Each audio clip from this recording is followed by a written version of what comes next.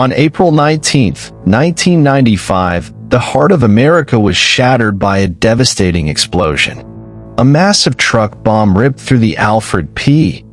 Murrah Federal Building in Oklahoma City, leaving behind unimaginable destruction and heartbreak.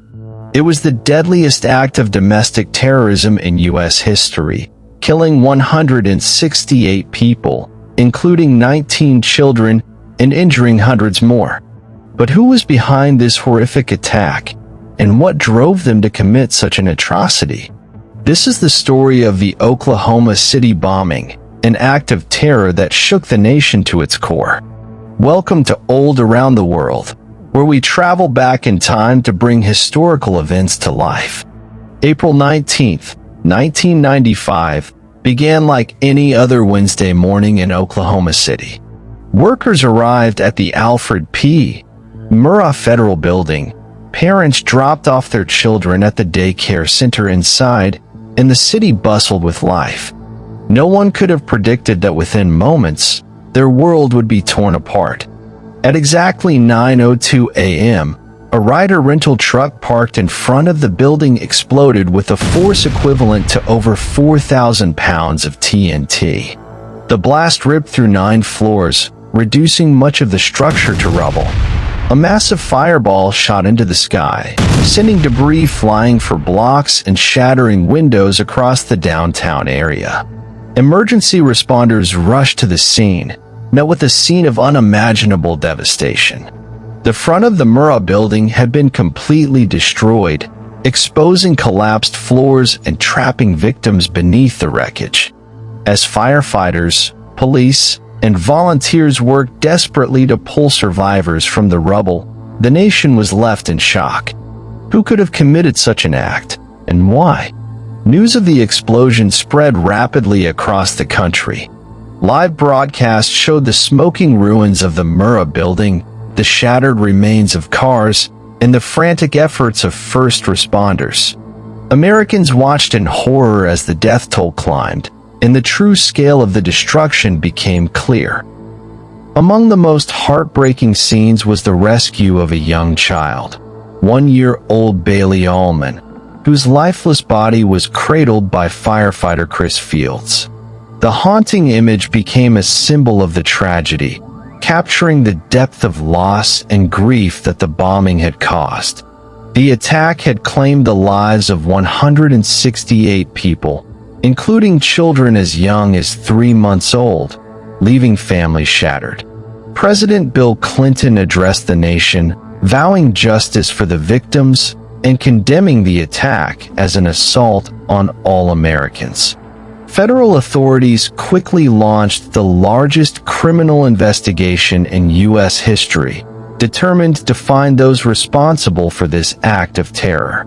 In the hours following the explosion, investigators scrambled to determine whether the attack was the work of foreign terrorists or a homegrown plot. The FBI and ATF, Bureau of Alcohol, Tobacco, and Firearms, combed through the wreckage, searching for clues that might reveal the identity of the perpetrator. A breakthrough came when investigators found the twisted remains of the Ryder rental truck that had carried the bomb. Tracing the vehicle's identification number led them to a rental agency in Junction City, Kansas. Witnesses recalled a man who had rented the truck under the name Robert Kling. A composite sketch was drawn, and the manhunt intensified. Just 90 minutes after the bombing, an Oklahoma State trooper arrested a man on an unrelated weapons charge. His name was Timothy McVeigh.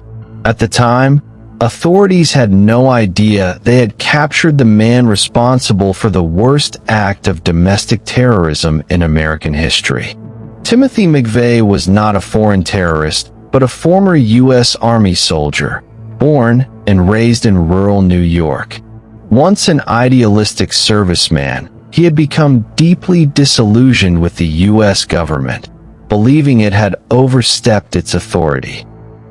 His radicalization began with the events of Waco, Texas, where a 51-day siege between federal agents and the Branch Davidian religious group ended in a deadly fire in 1993. McVeigh saw the government's handling of Waco as an example of tyranny and vowed revenge. He also harbored deep resentment over the Ruby Ridge standoff in 1992, another incident involving federal law enforcement. Fueled by anti-government conspiracy theories and extremist literature, McVeigh meticulously planned the Oklahoma City bombing as an act of vengeance against the government.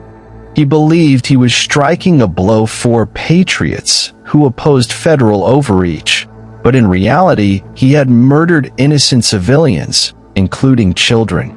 McVeigh, along with his accomplice Terry Nichols, spent months gathering materials to build the bomb.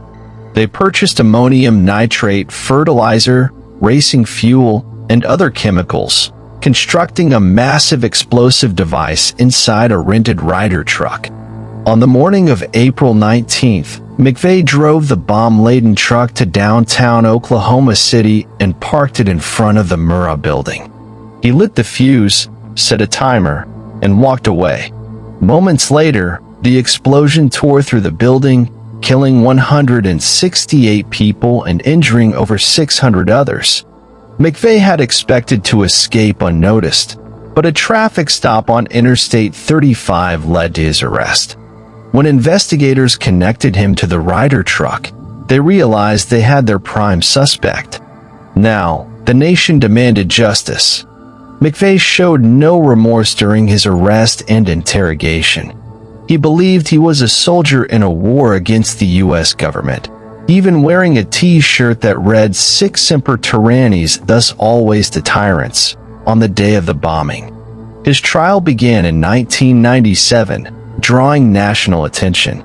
Survivors and victims' families watched as the prosecution presented overwhelming evidence, including McVeigh's rental truck records, eyewitness testimonies, and traces of explosives on his clothing. After only 23 hours of deliberation, the jury found McVeigh guilty on all counts. He was sentenced to death and later executed by lethal injection on June 11, 2001, making him the first person executed for federal crimes in over 38 years. While McVeigh had been the face of the bombing, he had not acted alone. Terry Nichols, his longtime friend and co-conspirator, had helped plan the attack and gather bomb-making materials. Nichols was arrested and charged with multiple counts of conspiracy and manslaughter. Unlike McVeigh, he was spared the death penalty but received a life sentence without parole. Investigators also questioned whether others were involved, but no direct evidence linked additional individuals to the attack. Nevertheless, the Oklahoma City bombing exposed the dangerous underbelly of extremist movements within the United States. The bombing left an indelible scar on Oklahoma City. Families mourned their loved ones, and survivors struggled with physical and emotional trauma.